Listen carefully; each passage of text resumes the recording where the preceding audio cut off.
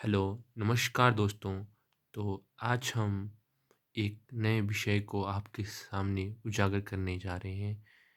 मृगनयनी वृंदावनलाल वर्मा। यह उपन्यास 1950 ईस्वी में वृंदावनलाल वर्मा जी ने लिखा गया था। इसमें ग्वालियर की गुजरी रानी के बारे में उन्होंने बताया था। यह उपन्यास ऐतिहासिक है और अपने अंदर अनेक घटनाओं को समेटे हुए हैं। आप देख सकते हैं चित्र में मृगनयनी और ग्वालियर के राजा मानसिंह। सबसे पहले हम इस उपन्यास के बारे में थोड़ी थोड़ी आपको जानकारी बताएंगे। यह एक ऐतिहासिक उपन्यास है। इसमें ग्वालियर राज्य के राजा मानसिंह तोमर तथा उनकी गुजर रानी मृगनयनी की प्रेम कथा है। इसके माध्यम से मानसिंह तोमर का चरित्र चित्रण किया गया है। साथ ही तत्कालीन ग्वालियर रियासत एवं इतिहास की भी झलक इसमें देखने को मिलती है। मृगनयनी एक लड़की जिसकी आंखें हिरण की तरह सुंदर है। मृगनयनी का अर्थ होता है। हिंदी के ऐतिहासिक उपन्यासों की रचना में पद्म भूषण वृंदावन लाल वर्मा इतिहास की प्रामाणिकता की कसौटी माने जाते हैं। मृगनयनी शौर्य और कला दोनों के लिए विख्यात थी। मृगनयनी की कुछ विशेषताएं आपके सामने इस उपन्यास को पढ़ने के बाद जो सामने आती है, मैं आपको बतलाता हूँ। भारतीय इतिहास की एक गौरवमयी नारी है, सौंदर्यवान नारी है, साहसी और बहादुर है, प्रकृति प्रेमी है, स्वाभिमानी है, आदर्श पत्नी है, मर्यादावादी नारी है। तो आज हम थोड़ी थोड़ी इसके बारे में जानकारी आपको और देंगे। जो परिचय दिया गया है और थोड़ी सी हम ऐसा बताएंगे कि यह उपन्यास उन्होंने क्यों लिखा, कैसे लिखा। तो हम बात कर रहे हैं इसी के बारे में। वृंदावन लाल वर्मा मृगनयनी। मूर्धन्य उपन्यासकार श्री वृंदावन लाल वर्मा के जन्म से लेके हम उन्होंने कैसे कैसे लिखा इसके बारे में आपको अवगत कराएंगे। वृंदावन लाल वर्मा जी का जन्म झांसी में एक कुलीन श्रीवास्तव कायस्थ परिवार में हुआ था। इतिहास के प्रति वर्मा जी की रुचि बाल्यकाल से ही थी। अतः उन्होंने कानून की उच्च शिक्षा के साथ साथ इतिहास, राजनीति, दर्शन, मनोविज्ञान, संगीत, मूर्तिकला का गहन अध्ययन किया। ऐतिहासिक उपन्यासों के कारण वर्मा जी को सर्वाधिक ख्याति प्राप्त हुई। उन्होंने अपने उपन्यासों में इस तथ्य को जुटला दिया है कि ऐतिहासिक उपन्यास में या तो इतिहास मर जाता है या उपन्यास, बल्कि उन्होंने इतिहास और उपन्यास दोनों को एक नई दृष्टि प्रदान की। मृगनयनी 320 पेज का एक उपन्यास है। यह उपन्यास ऐतिहासिक है।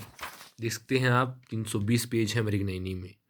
तो इसको पढ़ पाना लगभग एक चुनौती भरा कार्य समझा जा सकता है आपके लिए। तो पाठकों को जब भी ऐसे उपन्यास मिलते हैं तो उन्हें एक झकझोर देने वाला कष्ट भी सहना पड़ता है, लेकिन इसमें रुचि और हमारी सृजनात्मक क्षमता का विकास होता है। 1989 90 के अंत में ग्वालियर की एक सम्मानित पाठिका ने वृंदावन वर्मा को मृगनयनी और मानसिंह तोमर की एक ऐतिहासिक रूहानी कथानक पर उपन्यास लिखने का अनुरोध किया। उसमें वृंदावन लाल जी का टूटे कांटे उपन्यास समाप्ति की ओर था।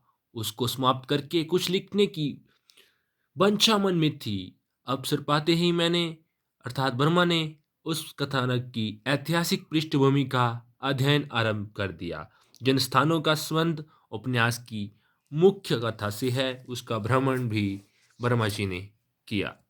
मानसिंह तोमर 1486 से 1516 ईस्वी तक ग्वालियर मध्य प्रदेश का राजा रहा। इतिहास लेखक फरिश्ता ने मानसिंह को वीर और योग्य शासक बतलाया है।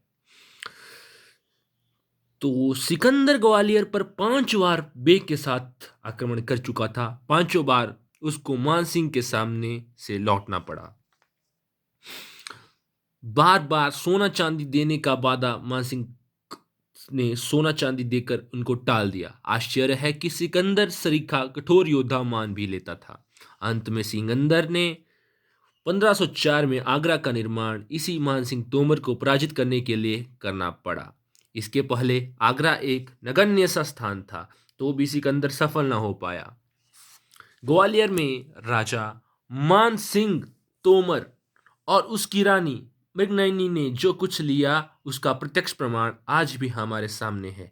ग्वालियर किले के भीतर मानसिंह और गुजरी महल हिंदू वास्तुकला की एक अत्यंत सुंदर और मोहक प्रतीक करने वाला है। गुजरी रानी मृगनयनी के साथ ग्वालियर का विवाह 1492 में हो गया। बैजनाथ नायक बिज्जू बाबरा मान सिंह मृगनयनी के गायक थे। मृगनयनी शौर्य और कला दोनों के लिए विख्यात थी। एक घटना भी है जो मैं आपको अभी हमारे सामने थोड़े से आगे आने वाली है। मृगनयनी गुज्जर कुल की थी। राई गांव की दरिद्र किसान कन्या शारीरिक बल और परम सौंदर्य के लिए ब्याह के पहले ही प्रसिद्ध हो गई थी। परंपरा में तो उसके विषय में यहाँ तक कहा जाता है कि राजा मानसिंह राई गांव के जंगल में शिकार खेलने गए तो देखा कि मृगनयनी उपन्यास के आरंभ में, जिसको गिन्नी बताया गया है, जंगली भैंसे के सींग पकड़कर मार रही थी। एक साहब ने परम विश्वास के साथ वर्मा जी को बताया कि जब वर्मा जी इसको लिख रहे थे उपन्यास को, राजा मानसिंह अपने महल में बैठे हुए थे। नीचे देखा कि जंगली भैंसे के सींग पकड़कर मृगनयनी मरोड़ रही है और उसका मोड़ रही। तो ग्वालियर किले के भीतर जंगली भैंसा पहुंच गया और राय गांव से, जो ग्वालियर से पश्चिम दक्षिण में 11 मील है, मृगनयनी जंगली भैंसे को मोड़ने तोड़ने लगी। मैंने पहली परंपरा को ही मान्यता दी। ग्वालियर गजेटियर में उसी का उल्लेख भी किया गया है। यह एक ऐतिहासिक उपन्यास है। उपन्यास में आए हुए सभी चरित्र थोड़ों को छोड़कर ऐतिहासिक है। मृगनयनी एक ऐतिहासिक उपन्यास है। उपन्यास में आए हुए सभी चरित्र थोड़ों को छोड़कर अत्यंत ही अंत तक हमें बांधे रहते हैं। अटल और लाखी जाति पाति के शिकार हैं। लाखी और अटल की कथा के साथ नटों का संबंध है। नटों और नक्खर के प्रसंग में दोहों में प्रचलित है। मृगनयनी के 2 पुत्र थे, राजे और बाले। मानसिंह की बड़ी रानी से एक पुत्र विक्रमादित्य था, जो मानसिंह के पीछे राजा हुआ। गुजरों परंपरा के अनुसार मृगनयनी ने अपने पुत्रों को राज्य न दिलाकर विक्रमादित्य को राज्य दिलाया। इस उपन्यास में विशेष आशा है आप अपने जो आपकी काम की सामग्री है वो नोट करेंगे। विशेष होली का त्योहार है। इसमें राजा और रानियों का व्यंग्य, कुएं का जल साफ करना, जाति पाति भेद, सुअर लाखी व नीनी के द्वारा मारा जाना, मजबूर चिथड़ा से तन को ढकना, शैव और वैष्णव के बीच मतभेद, नटों का स्थिर न रहना। अब जो शोध कार्य करते हैं उनके लिए संदर्भ कहाँ से लिया गया है, मैंने कहाँ से उठाया। मूल कृति मृगनयनी बर्माकृत संस्करण 1995। जय हिंद, जय भारत। हमारे ऐतिहासिक पराक्रमी घटनाएं। जय हिंद।